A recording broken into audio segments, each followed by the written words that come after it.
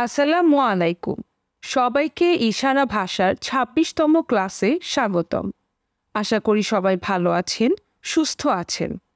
আমি আপনাদের ইশারা ভাষা ক্লাসের প্রশিক্ষক।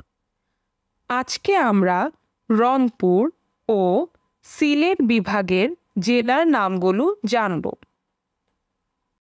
রংপুর বিভাগ, রংপুর, গাইবান্ধা, নীলফামারী, কুড়িগ্রাম, ঠাকুরগাঁও।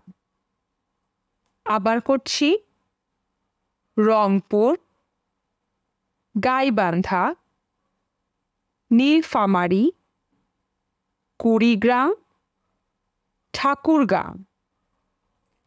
সিলেট বিভাগ, সিলেট, মৌলভীবাজার, হবিগঞ্জ। আবার করছি, সিলেট, মৌলভীবাজার, হবিগঞ্জ। একটা জিনিস মাথায় রাখতে হবে, যে ইশারাগুলো বেশি প্রচলিত আমরা সেইগুলো ব্যবহার করব। এখন একটা বাক্য করি। সিলেটের চা পাতা অনেক ভালো। আজকের ক্লাসের সব শব্দের ইশারা আমরা বাসায় অনুশীলন করব। দেখা হবে পরবর্তী ক্লাসে।